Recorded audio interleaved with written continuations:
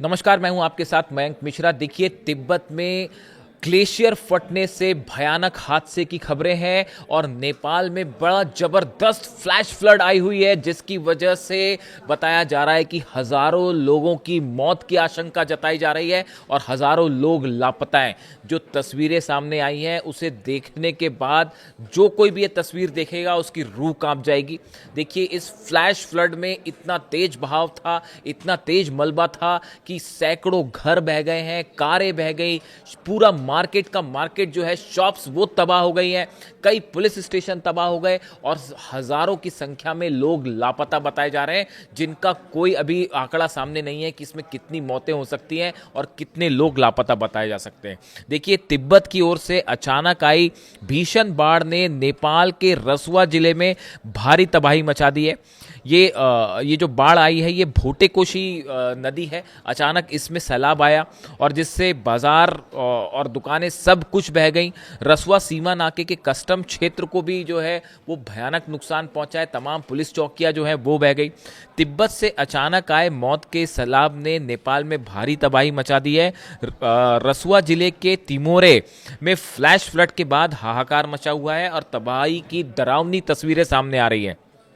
हालात की गंभीरता को देखते हुए 5 जिलों में हाई अलर्ट जारी कर दिया गया है और नेपाल के पीएम बालेन शाह के निर्देश पर सेना ने मोर्चा संभाल लिया है। हेलीकॉप्टर्स के जरिए लोगों के रेस्क्यू की कोशिश हो रही है।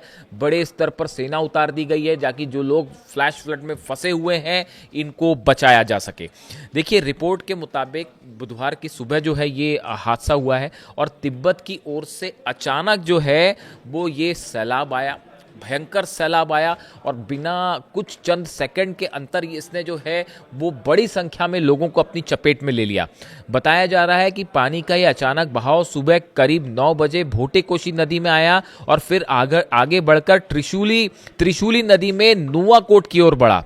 तिब्बत में ग्लेशियर लेक आउटबर्स्ट यानी ग्लेशियर झील के फटने से ये तबाही हुई है। अब सैटेलाइट से समझने की कोशिश की जा रही है कि एग्जैक्टली कैसे इसकी शुरुआत हुई, कैसे ग्लेशियर फटा। ये तिब्बत का हिस्सा है जहां पर बताया जा रहा है कि ये जो ग्लेशियर है उसके फटने से हादसा हुआ। हाइड्रोलॉजी और मौसम विभाग स्थानीय प्रशासनिक कार्यालयों के साथ मिलकर चीनी अधिकारियों से संपर्क में है और घटना के जो ओरिजिनेट कैसे हुई, घटना का जो ओरिजिनेट पॉइंट क्या है उसका पता लगाया जा रहा है। इस बीच रसुआ, नोवाकोट, धादेंग, गोरखा और चितवन में नदी के किनारे वाले इलाकों में को हाई रिस्क घोषित कर दिया गया है। यहाँ से लोगों को हटने के लिए बोल दिया गया है। देखिए, ये जिस तरह से फ्लैश फ्लड आया, इसकी जो तस्वीरें सामने आई हैं वो इतनी भयानक तस्वीरें हैं कि लोग अपने घरों में थे, लोगों को बचने का, भागने का मौका ही नहीं मिला। और ये जो तस्वीरें मैंने देखी हैं, ये ऐसी तस्वीरें हैं जो आपको शायद ही कभी देखने को मिले। इतना भयानक सैलाब और ग्लेशियर फटने से ऐसी तबाही, जिसमें अब देखिए कितने लोग लापता हैं और ये भारत के भी बेहद करीब है। इसका पानी जो है, जो सैलाब का पानी क्या भारत में भी एंटर करेगा, इस बारे में अभी साफ जानकारी नहीं है।